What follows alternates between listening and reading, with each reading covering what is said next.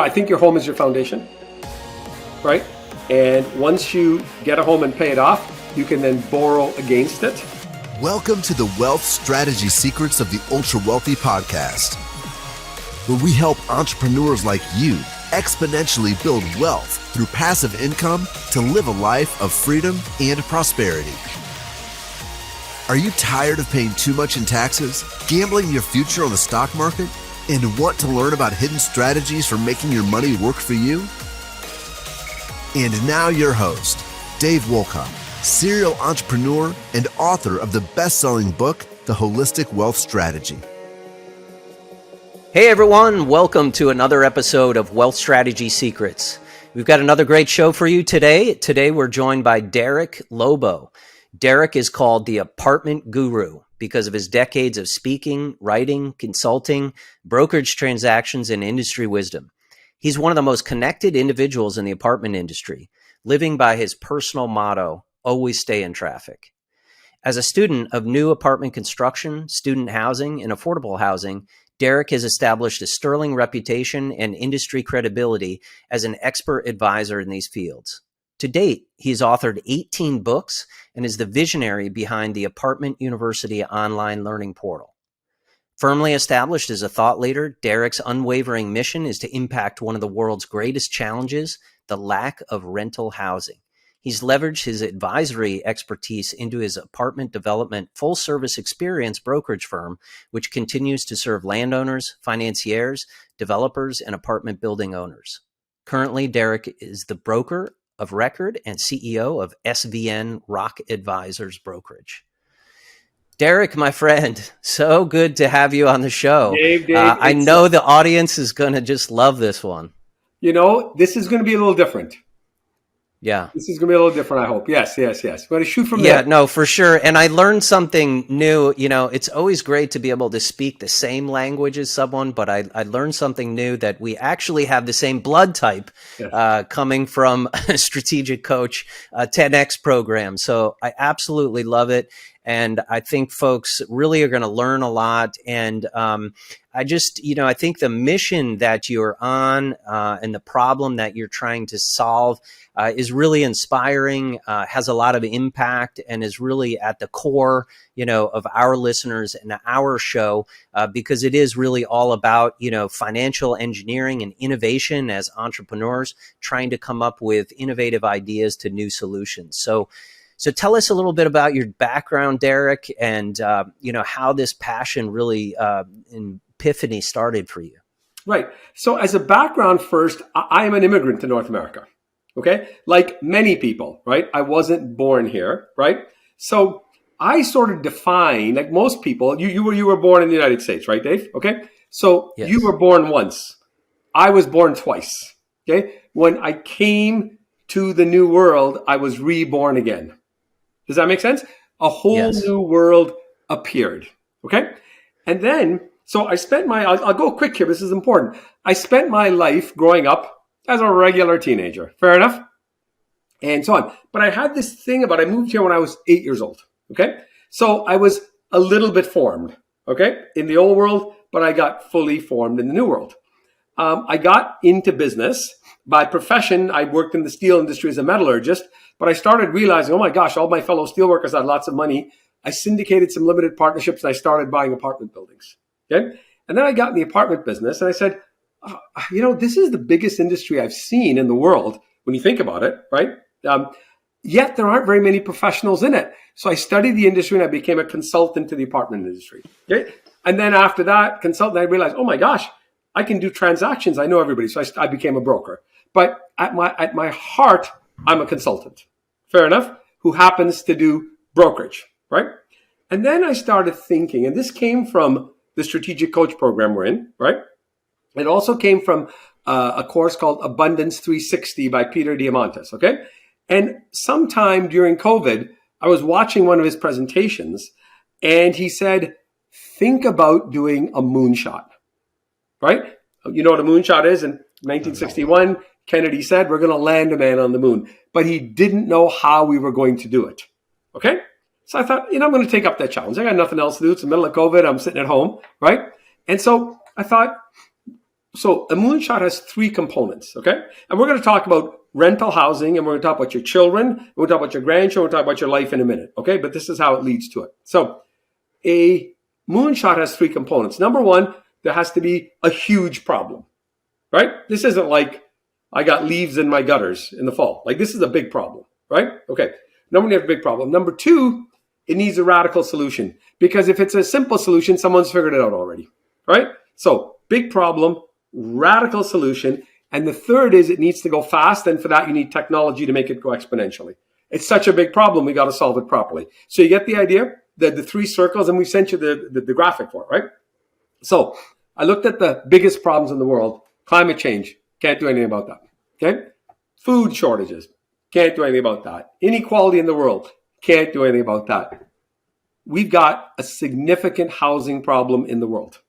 And it's an affordability problem for young people, middle-aged people, older people, but we also have a rental housing problem, right? That rents have to be affordable. You can't just build palaces in the sky, okay? You have to build middle-class rental housing. So I thought, okay, that's the problem. Fair enough? And I just said to myself, I'm going to solve the affordable housing crisis in the world with no idea of how to do it, okay? And then I added to it and affect homelessness. Well, homelessness is 1/3 mental, challenges, 1/3 drug challenges, but it's also 1/3 financial. So part of that can be solved. Fair enough. But really what I'm talking about is housing affordability. And that housing affordability is two sides. You have 4 children, right? How do my children afford a house? Every parent laments that, okay? But on the other side, a good 30-40% of North Americans are renters. How do we produce more supply so that they can have more affordable housing? Fair enough? Okay, so that's the challenge. Okay, the answer to that became, it has to be, I'm going to use a strategic coach term, bigger, faster, cheaper, easier. Okay, we're not waiting for government to solve the problem. In fact, government caused the problem. With legislation, zoning, it takes forever to get things approved and things like that, right? So, and then the third part was we have to make this go quick, and therefore you need technology and a learning portal, right? So the solution was, the idea of the book title came to me first, was called The Self-Funding House. So I wrote a book called The Self-Funding House, right? And everyone, when I told them the title, they went, I don't know what that is, but that resonates with me. And it's revitalizing the dream of home ownership, right? And so we got this idea saying, what if people could buy houses that's self-funded, right? And there were 4 principles involved. This is the Uberization of your house, right? So you think about Uber. I have a car. Well, it sits in my driveway 23 hours a day, right? What if that car could be used for something else? Now I can buy a better car. Now I can have somebody else drive my car. You see? So that created a scenario. The shared economy played into the thinking of the self-funding house. Make sense? Yep. And then, Dave, we're taught linear growth in our lives. You know what? Hey, Dave, make your business 10% better, 20% better, 30% better, right? And work hard. Who ever thought about going 100 times better, 1,000 times better? Well, Jeff Bezos did, right? So did Bill Gates. So I started thinking, let me bring the shared economy, right? Let me bring exponential growth, right? And then let me bring something like education. Coursera is the largest university in the world online, right? Mind Valley, Masterclass. So what if we could teach people something that lots of people could do that involved, and that's where the exponential part comes in, right? The shared economy, was the house, right? So those are sort of the principles of what I was doing. So, and then when I went back and realized, I thought the very first house I bought when I was in my 20s, I couldn't afford to buy it. So I triplexed it. Make sense? That income from those other 2 units allowed me to buy a bigger, better house in a better neighborhood than I ever could have afforded on my steelworker income. Right? And so I did that, and I'll tell some stories about that later on, maybe in the Q&A, right? Had tenants, my upstairs tenant married my downstairs tenant. It was unbelievable. I went to their wedding. They came to my wedding. I interviewed my first tenant for the book. And she told me some surprising things that I never realized about why she rented there, our interactions and what they meant to her, she has become a friend and remains a friend. And I think I probably had 10 tenants over that period of time, 3-4 years. I would be happy to meet any one of them and shake their hand. And you know what I mean? Like if I crossed them in the street, I haven't stayed in touch with them, but it was that. And that's the number one fear people have is tenants. And I'm going to address that head on. Okay. So that's the genesis of the self-funding house. You answer the question, how do my children afford a house? The answer is to become a landlord. Right? And then the second point that I make in the book is your first house is your first business. And the skills that I learned in my early 20s from buying this house, converting to triplex, have gotten to me where I've gotten today in life, right? As an entrepreneur, business owner with employees and things like that. So it was foundational to me, right? So I kind of wrote the book a little bit like The Wealthy Barber, right? Or The E-Myth by Michael Gerber, right? They tell a story and then they give you business facts throughout it, right? Maybe 5% or 10% of the book is my story about this guy buying this house, living here, right? And so on. So, and what I want to do is I want to inspire children, their parents, maybe their grandparents, to rethink home ownership. Okay? When I bought my first house, Dave, and maybe same for you, it was 3 times my income at the time. Today, to buy a house is 10 to 15 times your income, right? Okay, that's tough, but that's reality. There's no point in thinking about the past. Housing, the house to income ratio is probably never going to be 3 again. Okay? So the way to buy a house is through getting additional income through an accessory dwelling unit. That can be a basement apartment, that can be a backyard apartment, a laneway apartment, a garage apartment, and things like that, right?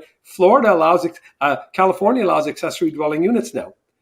In 2016, there were 1,000 built. Last year, there were 24,000 built, right? So you think about this on so many levels. Environmentally, we're not adding more streets. We're not cutting down trees. We're not plowing through the forests. It's gentle intensification, right? And cities are changing their zoning requirements and they're allowing this to be done legally, properly, right? And so I am by nature, a free enterprise person, right? I don't want the government interfering in my life. Everybody thinks government should solve the housing problem. Do you think they're going to solve it efficiently and cheaply? No. It's going to cost 10 times what it would cost. Well, what if the ordinary man, right? The ordinary man said, wait a minute, fathers, parents, children, said, I want my son or my daughter to own a house, right? They don't have the money to buy it. I might have some equity in my house. I might lend it to them. I might be on title with mortgage. But now they're part of the housing problem has been, if you haven't been in the game, then it's hard to get in the game. If you got in the game 10 years ago, bought the wrong house at the wrong price, you've still done well, right? So just getting a foothold in the game is important, right? And you can get that foothold in the game by buying a house today. Now, look, I don't know if housing prices are going to drop, whether they're going to go up. We live in an uncertain time. But I can tell you over the long run, everybody knows it's going to be good. Fair enough? The price of houses can't come down. It can go up and down with interest rates and so on, but ultimately it's going to be, inflation adjusted. Housing prices have always done well. And also as a financial planner, that the house is the bedrock for so many people's financial stability and for the financial wealth. So I wrote a book titled The Self-Funding House. And it's basically one message to one reader. And that is, you need a mind shift on the way you think about housing. Fair enough? You need to become a landlord, and your first house is your first business, right? And then you've got to write a business plan for buying that house.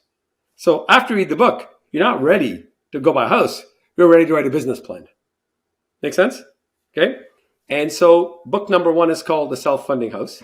Book number 2, which we're writing right now, is called The Blueprint for the Self-Funding House. That's the business plan. That's the checklist. That's the plans. That's the how-to. But the how-to doesn't matter if your mindset isn't right. You see what I'm saying? Right? Then book number 3, which will be the end of the year, is it's for stakeholders. It's the stakeholders of the self-funding house. That's politicians, lenders, planners, because a whole bunch of things have to change. How lenders lend on houses and things like that, right? A lot of jurisdictions now allow gentle density, right? And, I think that governments need to, in most things, like get out of the way and let people solve the problem, right? And everybody has to win, right? So if you think about this scenario where you have someone as a single family home on a decent lot size, there's enough parking there, right? All the infrastructure is in place. Who wins first? Well, depending on the environment wins. This is environmentally friendly. We're not cutting down forests. We're not chopping down trees. Most of it's already there. It's going to cost $50,000 to $150,000 to create a housing unit, right? So you know who else wins? Government wins, because now I'm paying taxes on a duplex. So if my taxes are $10,000 a year, I might now pay $13,000 a year in taxes. It's a net positive for the taxpayer. So we're not only telling the government, we don't need you to get involved here, other than backing off on zoning and putting in the correct environment. This is actually going to be net positive to the municipality, right? Who else wins? Renters win. Because if I'm going to build a 30-story tower, I got to charge $2,000, $3,000, $4,000, $5,000 in rent just to make it work. And it's going to take 5 or 10 years. If I'm going to build an accessory dwelling unit or a laneway apartment or a garage apartment, it could take me 3 or 4 months, right? And my rent is going to be $1,500. So I'm creating the opportunity for home ownership. Now you're creating, right? The opportunity for home ownership, and then the opportunity to create affordable rental housing, gentle density, safe for the environment, produces money for the municipality, right? That's the story in a nutshell. Wow, that is really excellent, Derek. I know that is going to resonate with so many of our listeners, as it does with me, because I've got 4 kids in my 20s right now, right? And I'd like to share this story because I think it's so powerful of what, a few things that you pointed out are so key and really at the basis of our wealth strategy. It all starts with mindset and really understanding what's possible, letting go of, some conventional wisdom and limiting beliefs, right? So you can look at things kind of with a new lens. But, my oldest daughter, she graduated college. She had started setting up a whole life insurance policy, an infinite banking practice, was putting capital away during high school. She was saving money. Then she used that to borrow against that to do her down payment on her first property, which she bought in Knoxville, Tennessee. Yeah. So pretty good growth market there.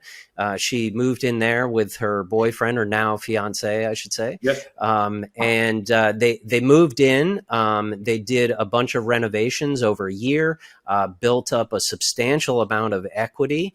And she has since now moved into her second house and is now renting and cash flowing that property for like $1,200 a month. So she's got the passive income. She's got the tax breaks. It's absolutely huge. But my other guys are trying to figure out the same thing, right? And they have exactly the challenge that you've talked about, right? Because they don't have, strong jobs, right? So that they have this background to be able to go to, get a traditional mortgage, for instance, right? So that's a challenge. They're also, don't have enough income to buy in the right neighborhood that you want to, things that you're talking about there. And I also just really love your concept about, thinking about the real estate as a business, right? Because the world of personal finance and education is just so lacking out there. But when you look at things from, a business finance perspective, and people start to get used to a financial statement, a balance sheet, how does that work? How do you drive marketing? You're going to have to get other tenants in and things like that. So very powerful to really use the real estate as a business as well. Yeah. And well, you said you have triplets, right? Yes. That's what a blessing. Well, so let's say your triplets are in their 20s and the 3 of them together bought a triplex. You see my point? Yeah. I think dad might stroke a small check to help them. Fair enough. Yeah. Now they're in the game. Right. So that's the key, I think, is you need to be in the game, right? Right. And the earlier you get in the game, the better you're going to do, right? And here's the other point. I don't know if I said this earlier. Let's say I could afford a $1 million mortgage, okay? If now I have $1,500 in income from an accessory dwelling unit, which might cost me $100,000 to build, that $1,500 will support $200,000-$300,000 worth of debt. So maybe now I could buy a $1.3 million house, right? Or whatever that number is. So the point is, we're typically told buy a townhouse, then buy a small house, then buy your final house. Now you're doing 3 trades, 3 real estate fees, da-da-da-da. What if you bought a house that was flexible? What if you bought your final house now, except you partitioned it, right? So in the story about me, I bought a triplex, right? And so there was a basement apartment, which I lived in when I was single, right? Then there was a large ground floor apartment with a patio and a deck and so on. And then there was a top floor apartment that was about, smaller, right? So I moved into the basement apartment. I rented out the middle apartment and I rented out the second apartment. I had enough revenue to pay the mortgage and the taxes. Okay. The rest, my portion, all went straight to my down payment. And I paid that house off really, really quickly, relatively speaking. Right? So now maybe you can't do that. Maybe you can just make ends meet with the triplex today, but you're still in the game. Right?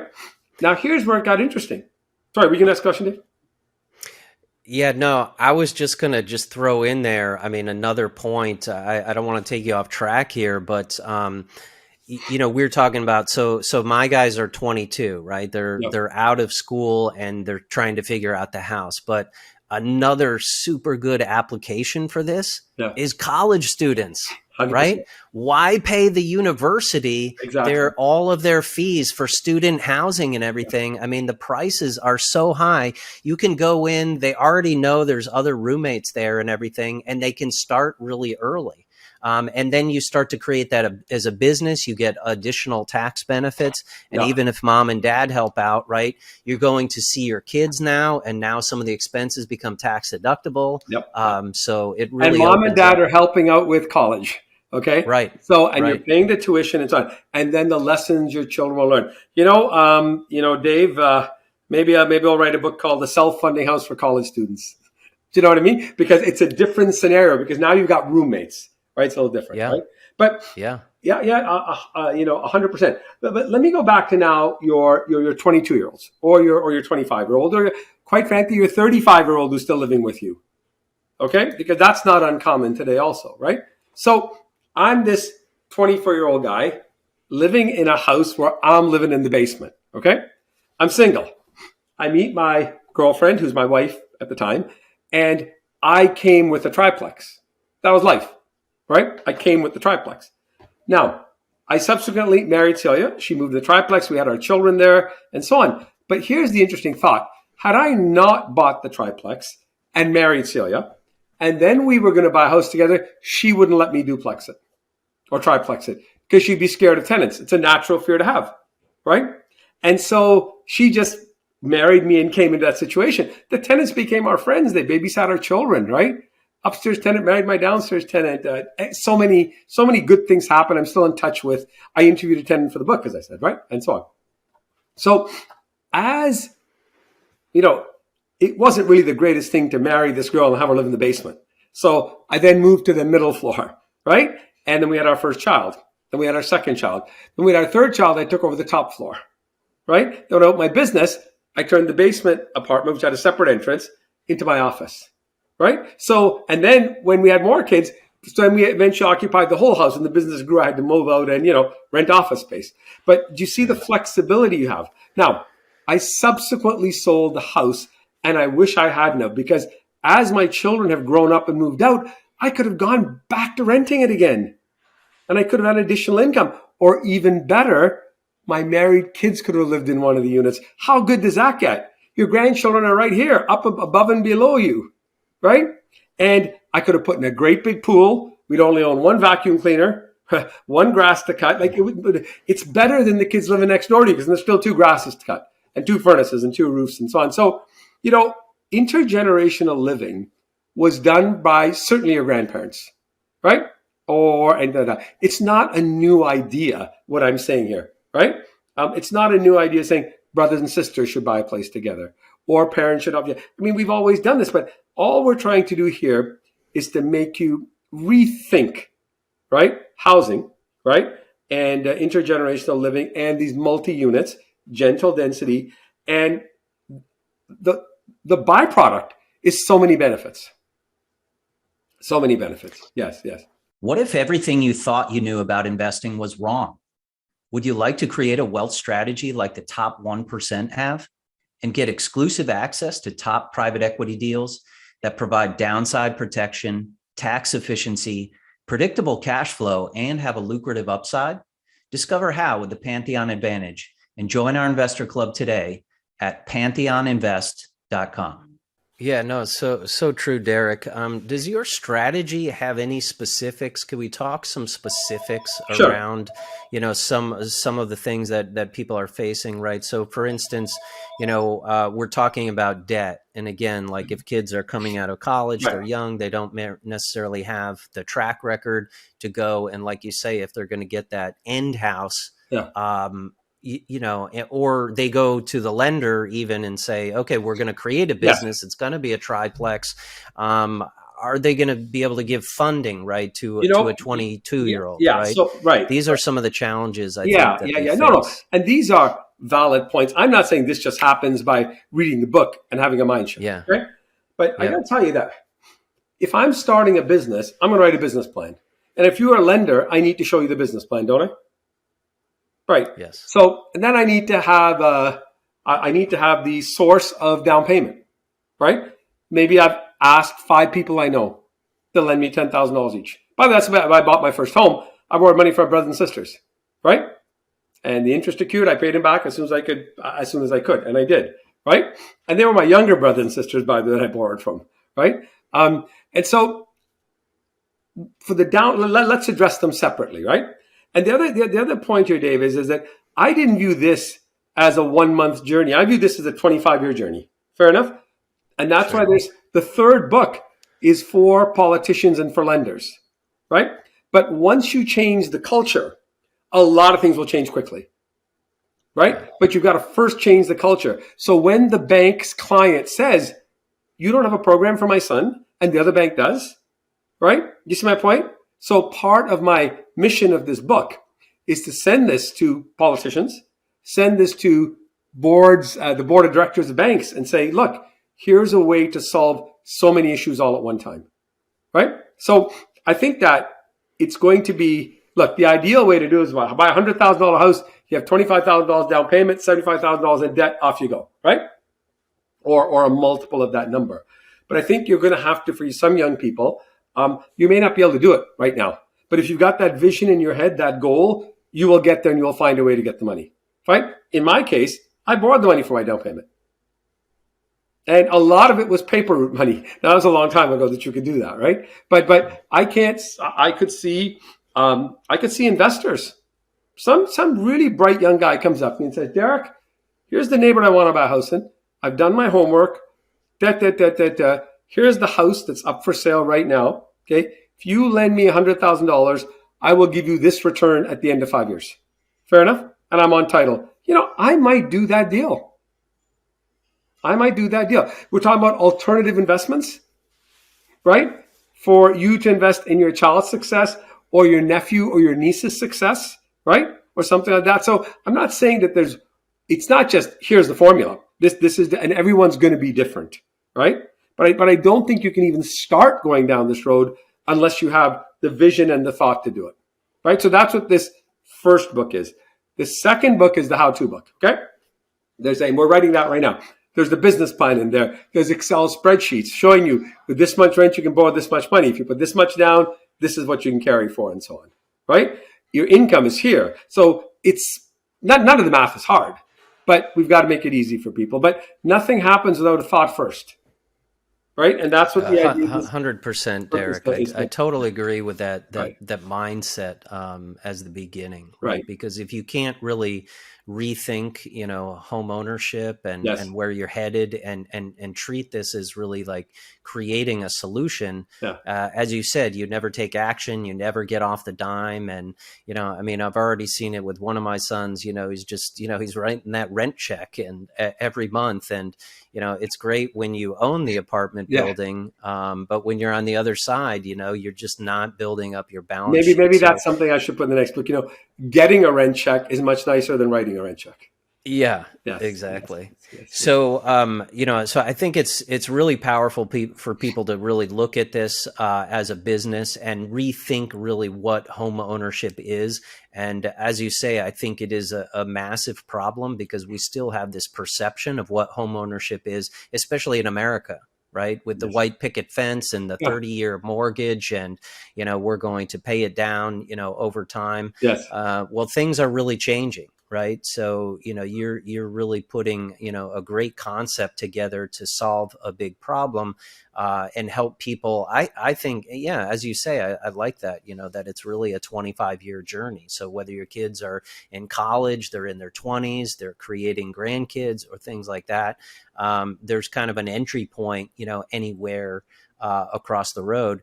And also, I would also say that, a lot of our investors are accredited investors, right? So they have the opportunity to invest in, bigger deals like commercial deals and things like that. But they have kids that they're trying to help. And if you're not accredited yet, this is an excellent way to build up your balance sheet and your track record, right, as a business person to become an accredited. And I think it would be so much fun to do this with your child.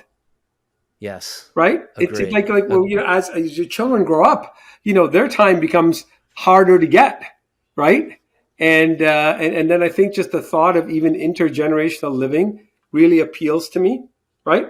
And so there's many benefits that come from this. There's even another component to this as well, Derek, that we've been practicing for 10 years, which has just been, had amazing impact on my life and my family's, which is, creating a house. I'll give you another idea here, is having this rental property where you vacation, right? Of course. Because if you create a rental property where you like to vacation, you're bringing your family there. Yes. You're teaching your family about the business. They can get involved with doing renovations, with helping, the marketing for the house and getting renters and things like that. So they learn about the business and how it's done. And of course, you get some nice, tax benefits. You get some income coming in to defray the cost of your vacation. Right.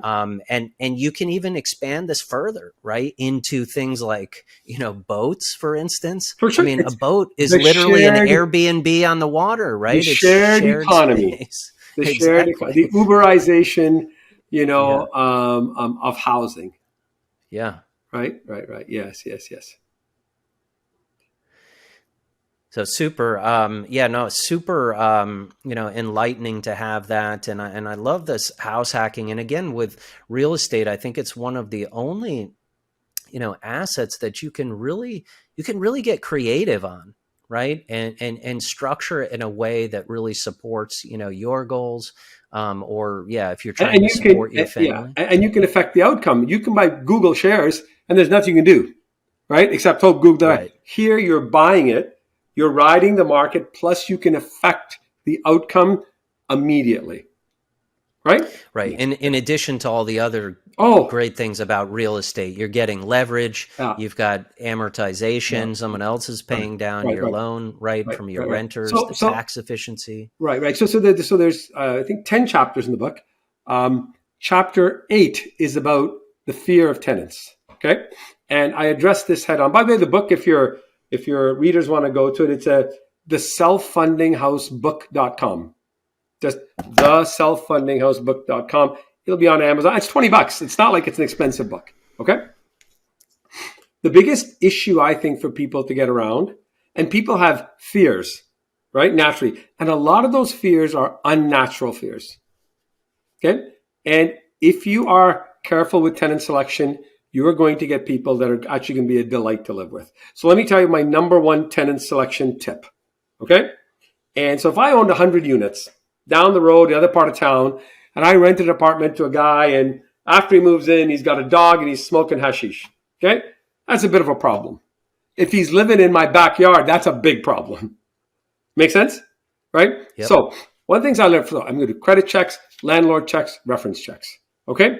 But I'm also going to go visit them where they live right now. And that's where the rubber hits the road, man. Right? Mm-hmm. I'll drive to their house because I'm going to rent to someone locally. I'm going to try and find someone through my church. I'm going to try and find someone through word of mouth. Right? But I'm going to visit them where they live. And how they're living right now is going to tell me a ton about them. Okay? And it's important you do that. I wouldn't skip that step. Later on, as I had more units, I started skipping that step. I got the odd not great tenant. Fair enough? The only problem I ever had was a guy I never saw an interview on the phone. I interviewed him on the phone. It's not the right thing to do. When you own thousands of units, fine. Let somebody else do it. But when you're talking about your private residence here, yeah. So I wanted to address that, right? Because people are immediately going to be concerned about that. Well, with proper checking, you won't find that at all, actually. I remember my tenant once upstairs, phone rings, and she goes, "Hey, it's Kelly upstairs." I go, "Yes, Kelly." She goes, "What are you cooking? That smells delicious." That's not a bad call to get from your tenants. Do you know what I mean? Yeah. Yes, yeah, yes, yes. Yeah, for sure. And then, if we go into that age category, like we were talking about, I mean, if they're student housing or in their 20s, I mean, they've got a group of friends anyway that are all looking for a place. Right? Culturally, so they've got tenants right there. Right. Friends. Culturally willing to do it. Yeah. Right? And things like that. Yeah. Yes. But, I would say that if you're going to buy a house with your child for college, make sure that they have the constitution to do it. Fair enough? Because there will be some tenant, one of their friends won't have money to pay rent. Well, now what do you do, right? Your friend can't pay rent. So just make sure that they get enough education, enough support from you and things like that to do it. I think it teaches a huge amount of skills early in life that carry you through your life, right? Sure. Yeah. Derek, any advice you have for people in terms of markets that, some work better than others? I would try and visualize myself 10 or 20 years from now, right? Because what I'm suggesting is you buy one house once, right? And it's Lego blocks for time in a season. You're renting out those different modules, but eventually you might want to take over the whole place. So I would just start thinking about saying, okay, so am I committed to getting married and having a family, right? If I would, then I'd say, well, then my needs are way different than I'm going to stay single for the next 20 years and want to be living in a hip neighborhood, going to bars and restaurants, right? So maybe project out. And I projected out. I wasn't dating anyone at the time, but I figured I'd get married someday. I figured I'd have children someday, right? And so I thought about a good neighborhood, right? And this neighborhood actually had the YMCA very close, had the public library very close, had a whole bunch of facilities that I don't know if I gave it that much thought, but it was in the back of my mind. And that turned out to be really a good part of that first house was the location, right? As I said, I wish I never would have sold that home because my kids could have lived upstairs when they first got married, right? Or maybe one of my grandchildren when they grew up could come and live there as well, right? Yeah. So it's just interesting to think like that. It's a good question. Yeah, for sure. So Derek, if you could just give one piece of advice to our listeners about how they could really help to multiply their wealth, what would it be? I think your home is your foundation, right? And once you get a home and pay it off, you can then borrow against it, right? Again, so I would think that for people who are geographically set, do you know what I'm saying? Because it's illiquid in a sense, unlike stocks, right? Once you get a geographical footprint on where you live, I would say picking the area you want to live in and then becoming an expert in that area. Because when that perfect house comes up for sale, you may be a buyer at full price because it's easily triplexable. The driveway's already wide enough. There's room for an ADU in the backyard. Do you see my point, right? It's not about getting the best deal. It's about getting the best house for the long term. Make sense? Yeah. And I would say probably writing a business plan and this is the biggest purchase of your life. And I find some people spend more time shopping for a pair of shoes than they do for their house, right? Know the market, write the business plan. And then when the right house appears, and it will appear, right? You'll just recognize, you walk in and go, this is what I want. Yeah. Yeah, especially in this, 2023, I think there's going to be some great opportunities that the market softens up. So some good buying opportunities. Spend every Sunday afternoon going to open houses. Yeah. Just you're not going to know till you do, because no house is the same. They're not commodities. It's not like buying beef, right? It's like everyone is different, got different. Yeah. And so on. Yeah. Really excellent, Derek. So insightful. And I know this is going to help people at a lot of different levels, kind of rethink things, whether it's, kids or wherever they are in their journey to try to do this.